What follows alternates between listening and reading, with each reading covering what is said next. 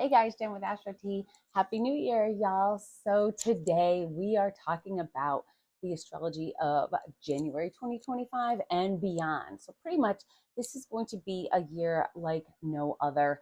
Um, so 2025, it just promises to bring an immense amount of transformation to pretty much the world. It's something astrologers have been talking about for years now. And it's not just astrologers that have been talking about it. I've noticed that like everyone sees it, everyone feels it. Everyone feels this something transformation on the horizon. But what will it be? I don't think anyone really knows for sure. And it will have such a personal yet a global impact as well. So with this video, we're really going to concentrate on the major transits that we'll be looking out for this year and the time frame that we should be looking for them in. So throughout the year, and then throughout the year, we will fine tune with videos, of course, all year long. So you want to be sure to subscribe, hit that notification bell, and we will just sort it all through together. So get your calendars and start marking things up because you're going to want to remember these dates. You also want to get your natal charts ready so you can be prepared and see where this is going to affect you. So as we close 2024, we always end in Capricorn season at the end of the year, of course. So we're a little more serious, a little more practical, a little more shut in. I know in the colder weather places, we're a little more shut in, but we're also motivated. We're motivated to start the new year with our resolutions, with our intentions. So did you set your intentions? Did you make your resolutions for this year to come? So if you haven't, now's the time to do it. You really want to ask yourself, I think before you start the new year and before you end, you want to end with saying like, am I doing what I really want to be doing? Am I with who I really want to be with? Am I where I really want to be? And this could be geographically, spiritually, or with our own just personal growth. Are we at that point where we want to be? Is my career or my life path the one that I'm meant to be on?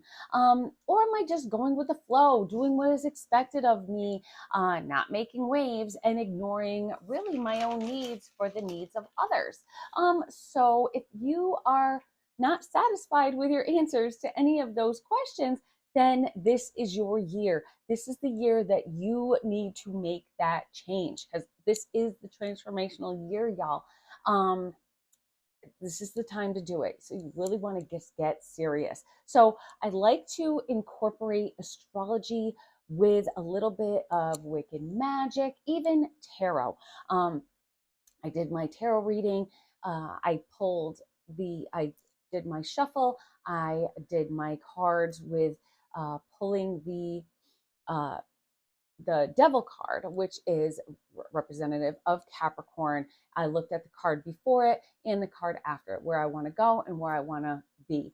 So it's a good little, kind of a thing to try to see what you need to leave behind. And what I need to leave behind, I found very surprising. And what I looked towards was also very surprising. I had a reversal that was just, you have to be patient. So I found that pretty interesting.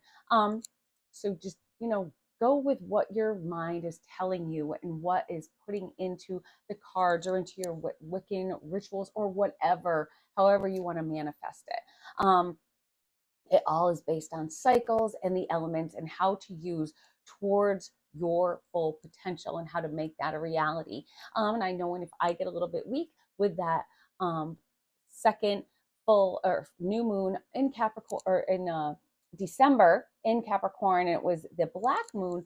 I did make some moon water, so if I have a little trouble finding that stability, I can go back and use that. So you want to get all your ducks in a row. So this year, we're going to really focus on what we want and what we need to feel fulfilled and to be fulfilled in our lives. So this is, again, our time of transformation. I know everybody's saying it, but it's really true. So you want to look at your charts and the natal promise that is within and make that your reality. Again, you have to work towards it. So looking now, let's look at the astrology of 2025 and see what key dates we have here to really focus on. So January is chock full. So we start off January on the 2nd, where we have Mars in retrograde opposing Pluto. So before it moves back into Cancer on the 6th, we have that moves back into Cancer on the day of the 6th, which is that day of the election certification. So here in the US, everyone knows January 6th. We know what happened on the last certification. So with certifying the election, Cancer can represent the house or home. So house can take on a couple different meanings here. We are seeing currently troubles in the House of Representatives. With the speaker and who's going to be the speaker.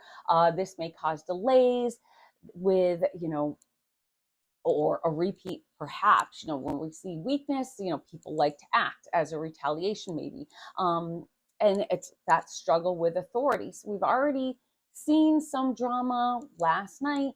We'll talk about that in a little bit, with just people acting out.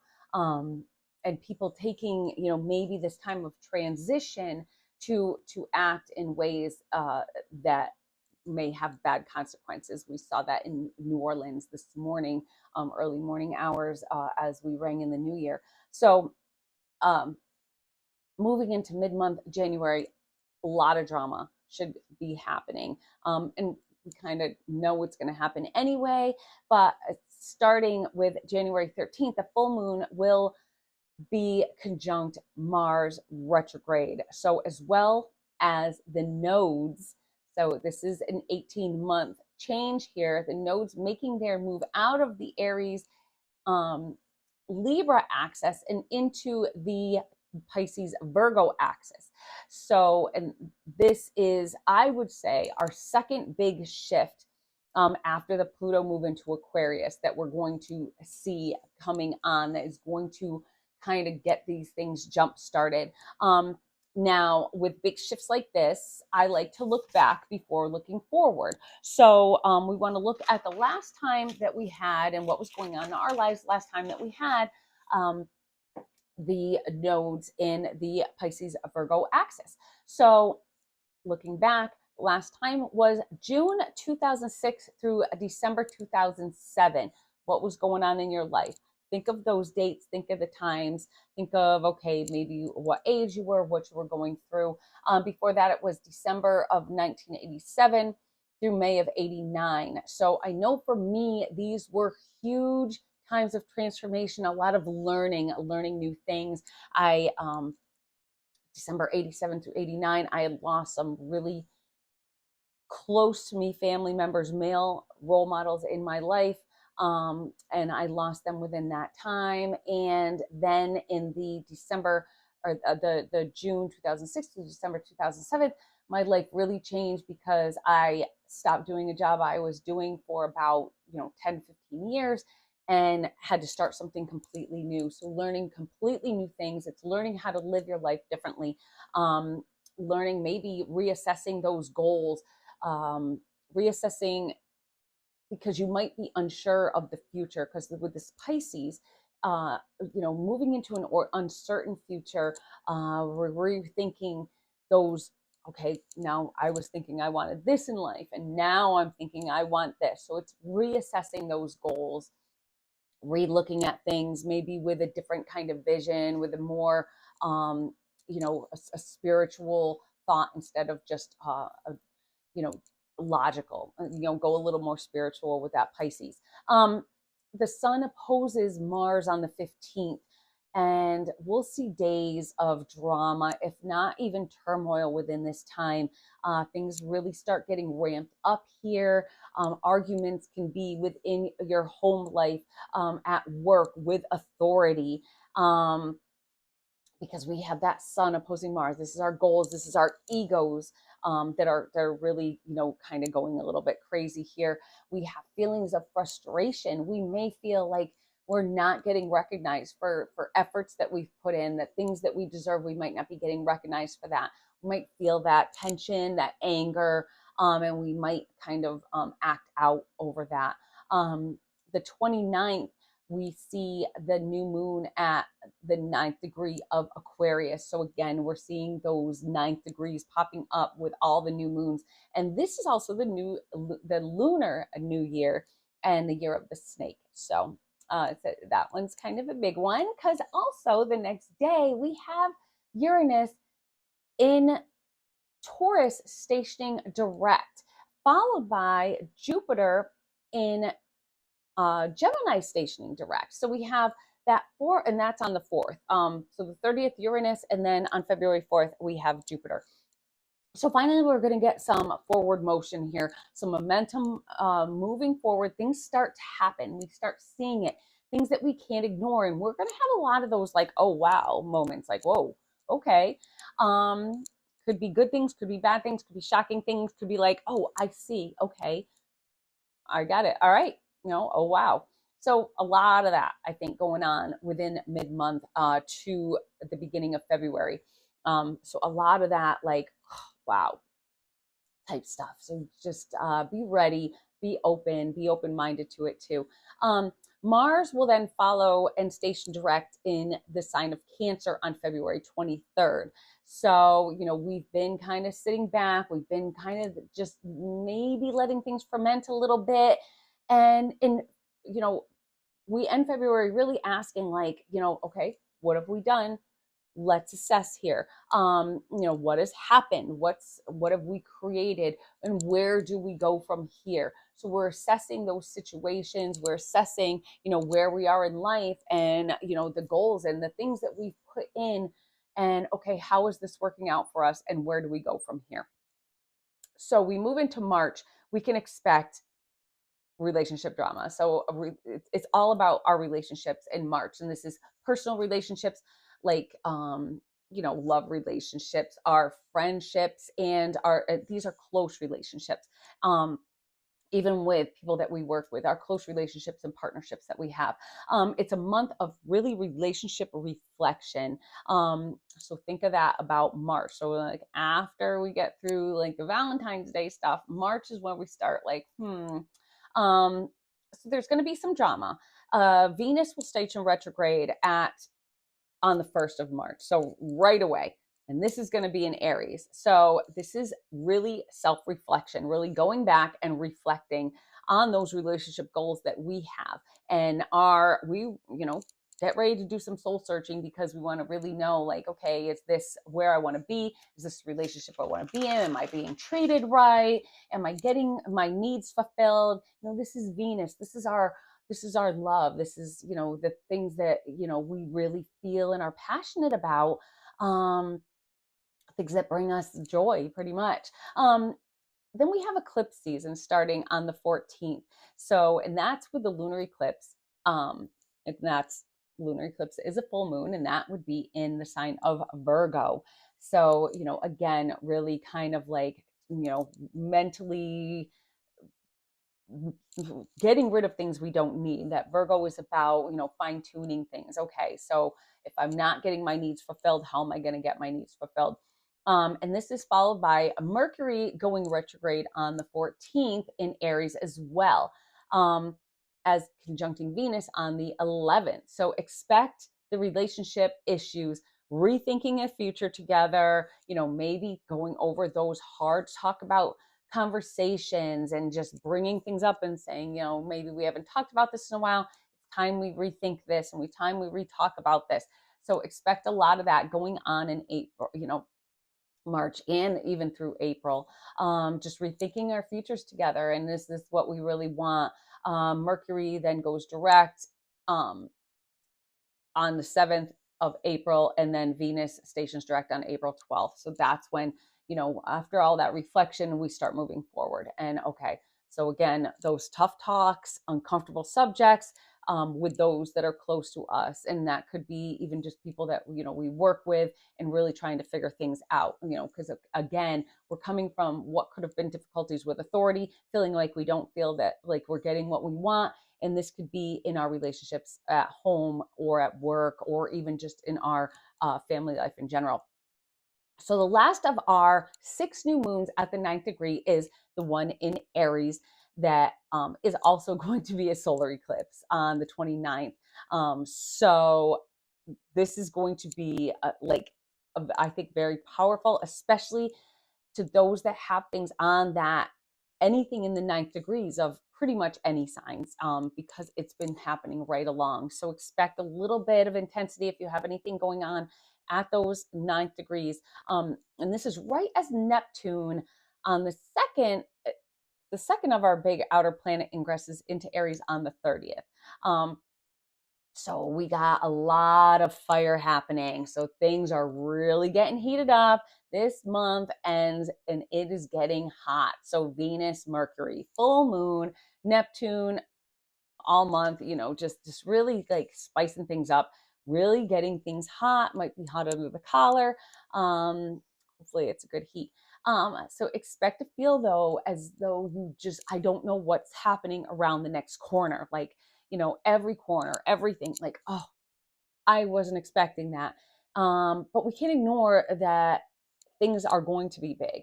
So this again is personally and collectively. The fog starts lifting little by little, exposing everything that will lead to this transformation. So we start getting a glimpse of our personal transformations and the global transformations that are going to be starting around us. So again, come April, we will be forced to decide again, okay, how do we move on? Are we going to do it as a couple, or are we going to do it alone? With this Aries fire, we're really thinking about us. This is about me, myself, and I. Mars moving back into Leo then on the 17th just puts a little bit more fire into it, and more focus on just us. And it's just like, okay, I'm putting myself first. I'm putting myself in the spotlight. So mid-April, it is about you and what you want, what I deserve, and getting rid of what you don't. So then we have May beginning with Pluto stationary retrograde on the 4th. So this looks back as, because we have Pluto in the mix here. So this makes it a little bit bigger, makes it a little bit, expanded. This is things in government, things with even our bosses and our authority figures. Also innovations that are happening around us in the world around us, aliens, AI, and it could be anything. So a lot of those just interplanetary, innovations, like that's what I'm saying. Even with aliens, you're going to be finding out things that like are more than what you could have expected. So this is Pluto. This is really expanding things. This is the furthest out planet. So these are the furthest out things. It's just the furthest thing from your mind that could be making these changes. Saturn will make its own ingress into Aries on the 24th. And it just even adds more flames to the fire. It just fans that along. Venus, Neptune, Saturn, all in those early degrees of Aries. So you want to check those early degrees of Aries in your chart. If you have anything there, especially if it's on your angles, you are going to feel this. So, these are going to be big times. Mid 2025 is going to be really intense for you guys. The Sun and Mercury start moving out of Gemini, and again, it's just working and gaining that momentum and making goals a reality. Again, it is time to get to work. And we have Gemini now getting into the picture with our brains just stimulating those brains and not calming down. Gemini just doesn't want to calm down. It just wants to go learn, do things, converse, start things, get fires burning under other people. Then we come into June. June begins with Venus moving into Taurus on the 5th. And she's really just finding her dignity here after going through all that drama that was going on. The things in the relationships really just start making sense. And, again, we're thinking, are we getting what we need? And now we make that a necessity. Venus knows what she wants when she's in Taurus.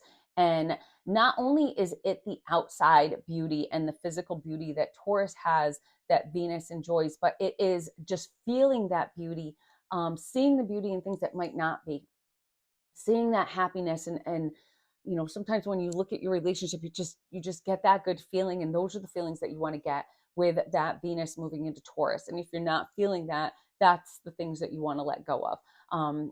So are we getting what we need? Mercury enters then Cancer on the 8th, and Jupiter enters Cancer on the 9th. So again, this is our emotions, this is our deep needs, this is in our home lives, where we're really just putting things into perspective, really thinking about what we want. Jupiter is making it happen and just really expanding on what we want, and just our needs, and those needs being met. So June is about, again, it's about us. The focus was on us, and now it's about, okay, so how are we going to make this work?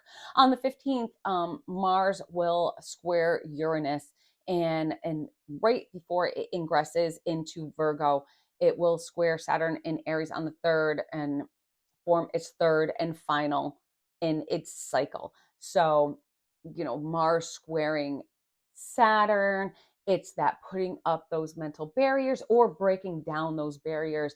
Again, things might get a little bit uncomfortable. Squares do make things uncomfortable, but it is that push that we need, and that uncomfort that really can kind of, again, give us that fire to just push through those barriers. Again, we're going to be having this happening in those early degrees of Aries. So with that so much happening, definitely get your chart ready. That's why I told you in the beginning of this video, you want to get your calendars out and you want to get your charts out and say, like, okay, this is happening, around June in my 4th house. Oh dear, what's going to happen here? This is going to be in my, 10th house. Oh, okay.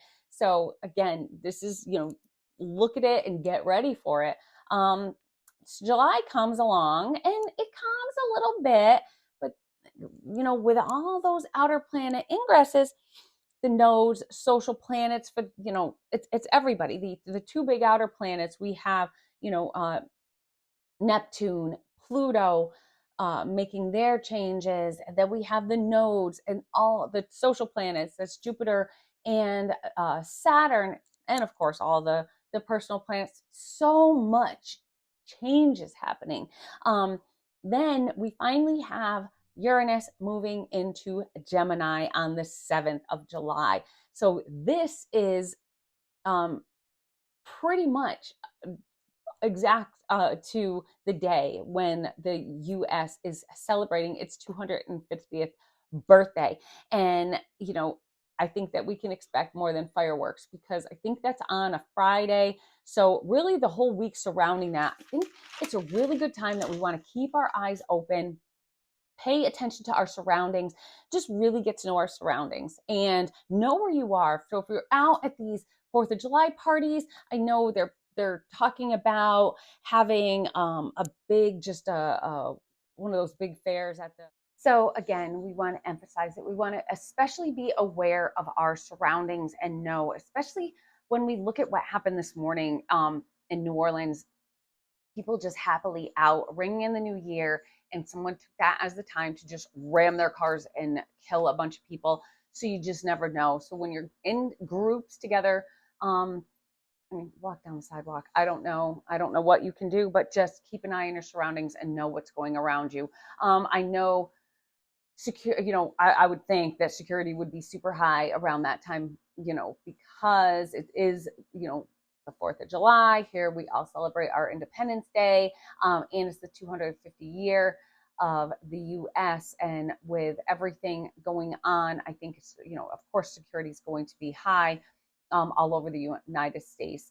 But as always, with Uranus in the mix, we have to expect the unexpected. So now we're going to start seeing the world taking shape. So especially as September revs up, Mars will be squaring Jupiter on the 4th. So is this big anger or is this big action? So we just, again, we want to fine tune as we get closer to the date. But right before that second set of eclipses on the 7th, we have the lunar eclipse or the full moon on the 7th. And our inner werewolves are going to start coming out because you do have that Mars square Jupiter. So big is that big anger, big actions. Again, that's think about your inner werewolf comes out and just exposes itself because we have Uranus then stationing retrograde.